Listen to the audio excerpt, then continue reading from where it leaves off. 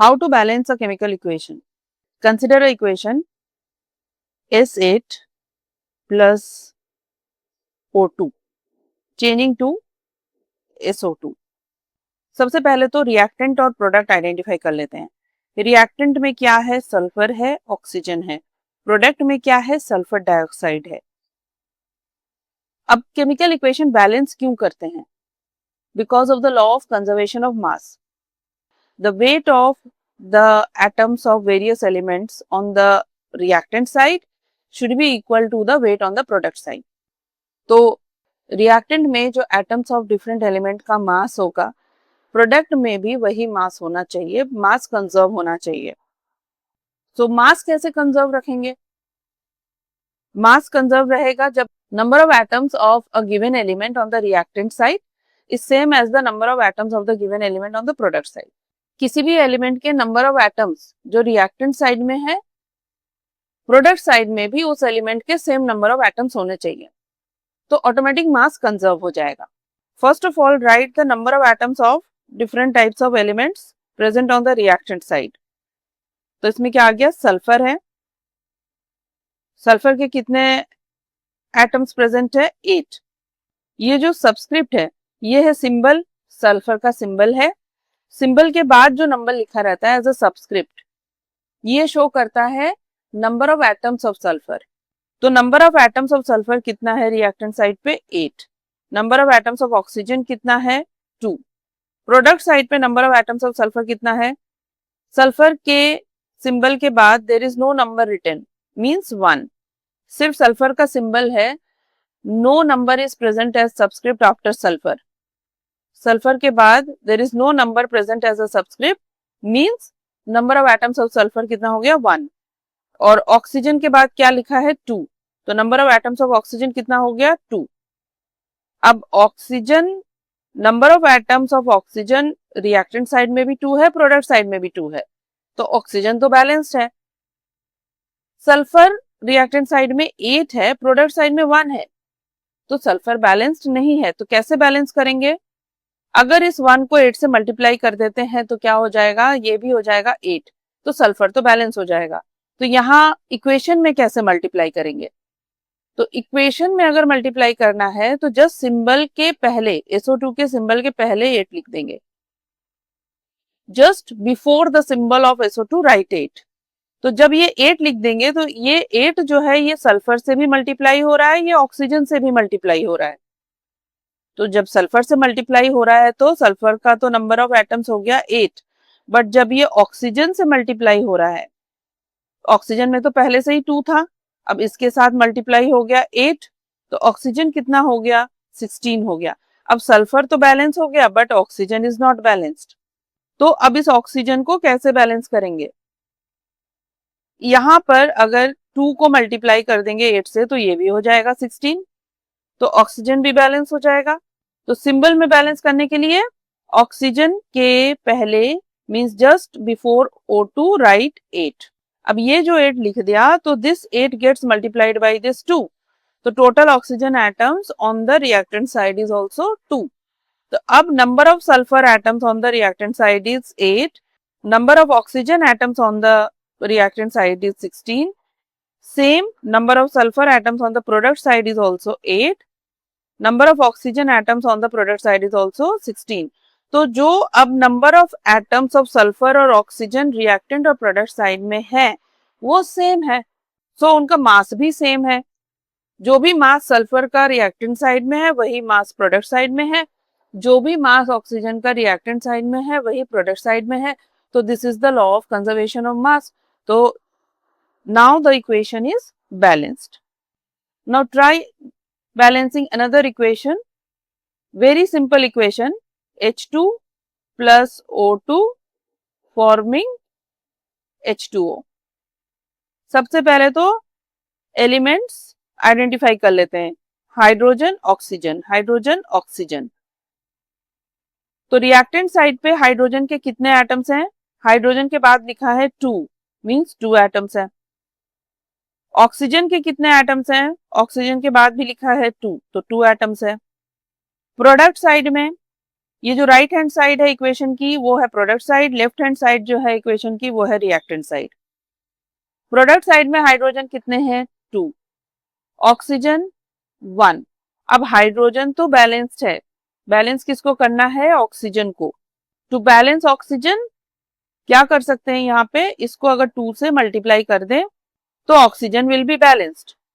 On the product side oxygen is present along with hydrogen. तो यहाँ पे जब ऑक्सीजन को अगर 2 से मल्टीप्लाई करना है तो इस पूरे वाटर H2O के पहले लिखना पड़ेगा 2। Now when you are writing coefficient 2 then what is happening, यहाँ पे oxygen is present along with hydrogen, तो ये 2 जो है it will get multiplied with hydrogen as well as with oxygen. तो जब हाइड्रोजन से मल्टीप्लाई हो जाएगा 2 तो हाइड्रोजन के नंबर ऑफ एटम्स हो जाएगा 4, और ऑक्सीजन से जब मल्टीप्लाई होगा nothing written after, no number written as subscript after oxygen means number of oxygen atoms is 1।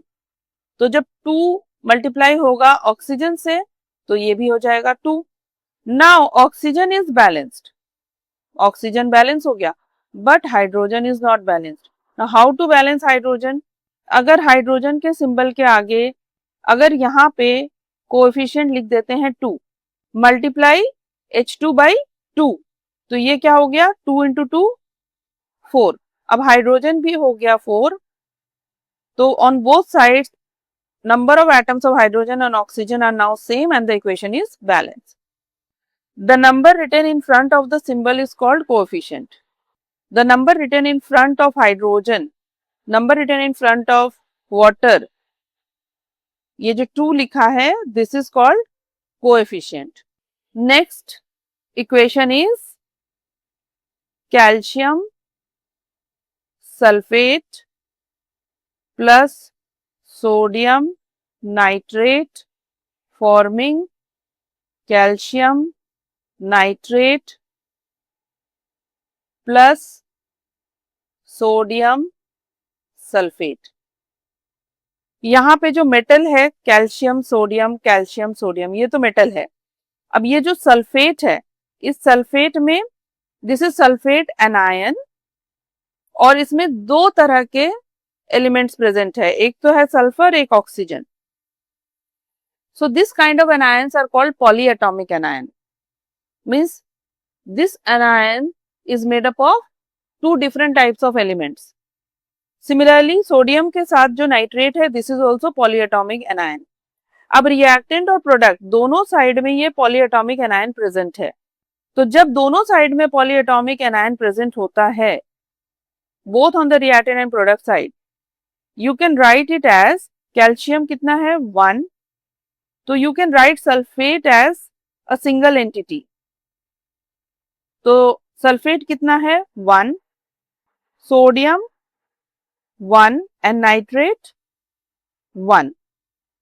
Product side में कैल्शियम 1, सल्फेट के आगे there is no number written, so sulphate 1, sodium कितना है 2 इज रिटन आफ्टर सोडियम, तो sodium 2 और nitrate. अब यहाँ पे नाइट्रेट के सिंबल को ब्रैकेट में क्लोज करके 2 लिखा हुआ है, मींस नाइट्रेट, तो जो पॉलीएटॉमिक एनायन है नाइट्रेट एनायन वो कितना है 2।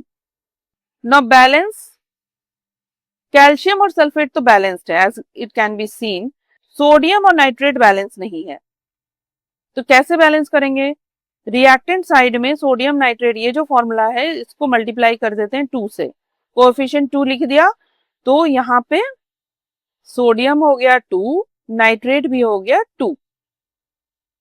Now this equation is balanced. Now one more type of reaction, C2H6 plus O2 forming CO2 plus H2O। अब इस इक्वेशन में अगर C2H6 के सामने कोई कोएफिशिएंट लिखते हैं, if you right any number before the symbol of C2H6 तो वो नंबर 2 से भी मल्टीप्लाई होगा 6 से भी मल्टीप्लाई होगा, means number of carbon and hydrogen both will change.